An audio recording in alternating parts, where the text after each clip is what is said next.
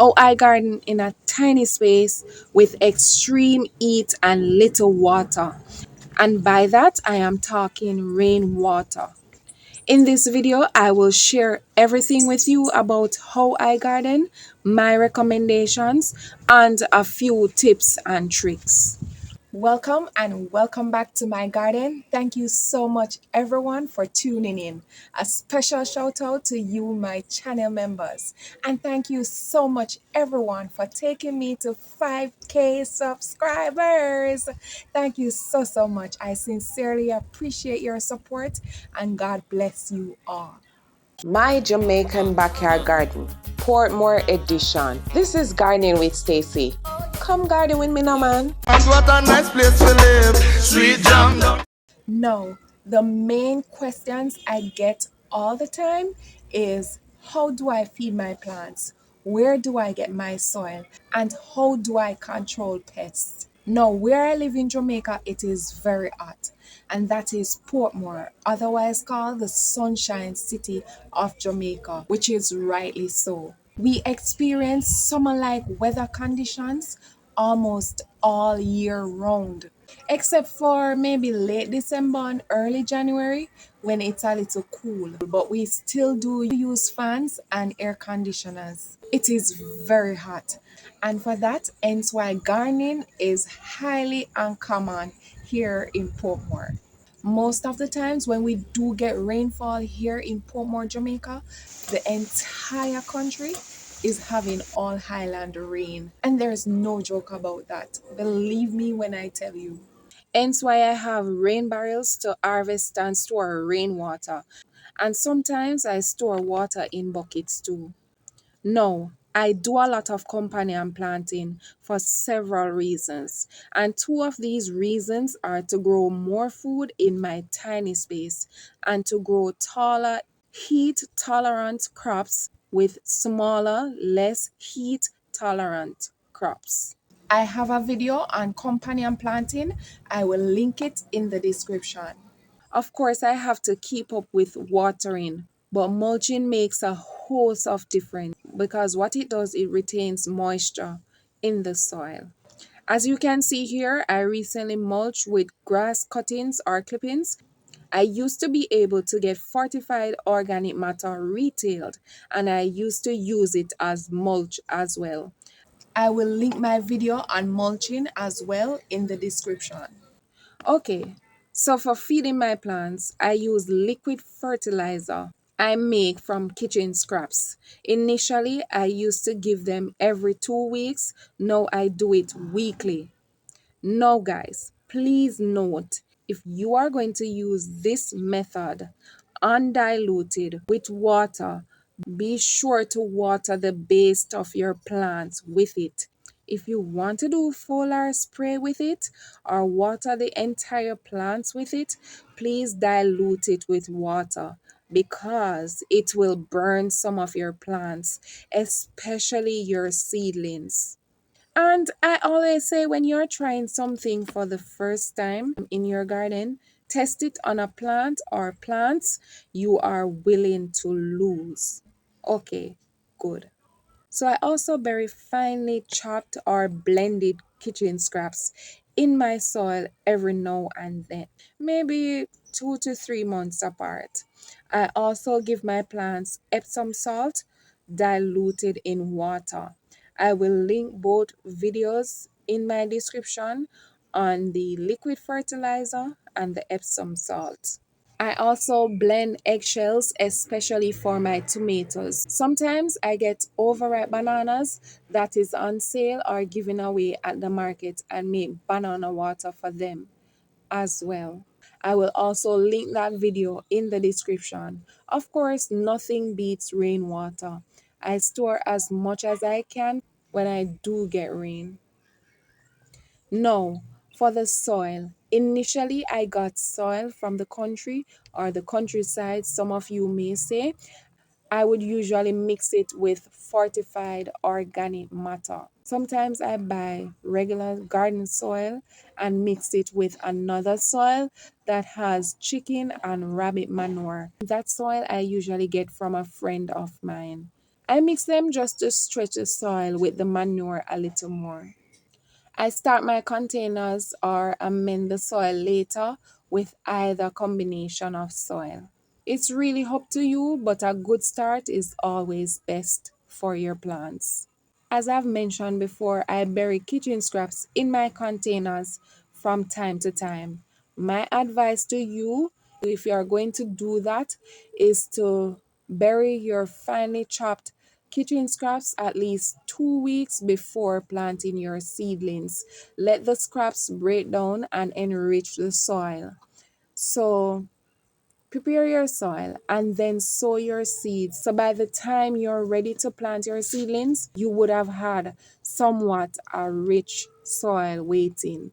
Of course, the longer, the better, because by that time the scraps would break down even more. I prefer you do that until you understand better and see for yourself how quickly it starts to break down. It will give you a better understanding of when to and also how to bury your scraps. I will link my video on that in the description. And of course, there are several videos out there you can watch for different opinions, keeping in mind that what may work for someone else may not work for you, and vice versa.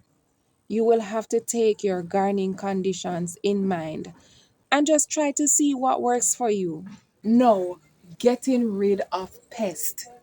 No, let me tell you, the most effective and the number one way to get rid of pests in your garden is to stay on top of it.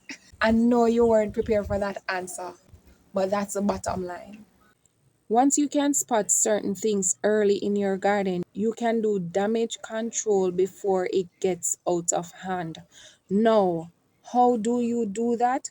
Check the garden daily. Of course, sometimes you won't be able to because the reality is life in, but try to check it as often as you can. But, anyways, I've used several different things in the past, and honestly speaking, some of them mainly slow down the pest pressure but not get rid of them completely. From my observation, if you can spray your plants ahead to deter pests, it is way better than doing damage control. I use things like neem oil. There's a lot of videos out there. You can check on that. I boil neem leaves with garlic and spray. Sometimes just the garlic water alone I use to spray. You can check several concussion on here. YouTube. Yes, you can try. Just please remember to test a plant you are willing to lose first. Okay? And guys, it is best to get rid of decaying leaves from your garden because they do attract pests. Companion planting, without a doubt, will reduce pest pressure in your garden. Planting herbs along with other vegetables is highly beneficial. Garlic, marigold, basil, several others that will help. No, for things like whiteflies, sometimes all you simply need to do is to wash them off. Yes, wash off your affected plants with the hose at high pressure. If I see a slug crawling, I just put some salt on it. No, leaf miners is my worst nightmare. I used to use neem oil a lot on my leaf miner leaves, and yes, it slow them down, but I've never seen where it get rid of them in totality in my garden. So I just start to get rid of the leaves instead. I will miss a few leaves now and then, but I try to get rid of the majority. For the stink bugs, you can either boil water and skim them off in it, or mix soap water and skim them off in it as well. I do both because sometimes I use the water in the mornings hot, and I will use the same water again in the evening. So I just add the soap water to the hot water and skim them off in the morning, and then in the evening I take the same container and finish up the process, because sometimes I'm telling you there are so many.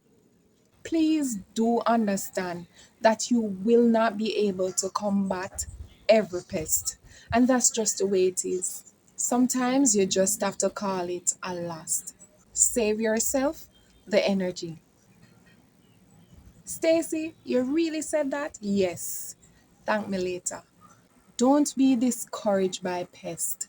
Try things for yourself. See what works for you and what doesn't. And don't be afraid to use Google. It is quite okay to use Google to get your answers. Most of us, we started there. And please, nothing is wrong with the way you garden. There is no wrong and right. There are trials and errors, but everyone does their thing differently. Like I said, what works for you may not work for me, and vice versa. And guys, talk to your plants. Yes, man, encourage them. So start your gardening, no man, and do you. Gardening helps mentally, spiritually, emotionally, socially, physically, every hally. It is very therapeutic and extremely rewarding and fulfilling. Go for it. You got this. Sweet Jamaica, man, I land that. Me no stop love it. I mean, know the world massive love it and them respect it, to man. Hear this? A lot of mercy. Help me big up Jamaica, the land of wood and water. The system might not proper, but we love the vibe, the food and the culture. Whoa, can't you see the beauty of this country? Me never know a serious thing until me reach a foreign. So what a nice place to live. Sweet jam down, the only problem is dollars not run. So what a nice place to live. Sweet jam down, the only problem is dollars not run. Thank you so much for watching. And until next time, walk good. Feel free to hit the join button and become a GWS Family Elite. And thank you so much in advance. Also, don't be afraid if you're watching and you want to appreciate any of my videos, you can go ahead and drop me a donation of thanks. I will appreciate it. And thank you so much in advance. Also, you can support me by purchasing one of my books. Yes, my adult activity book on Amazon. The link is in my description. What a nice place to live. Sweet jam.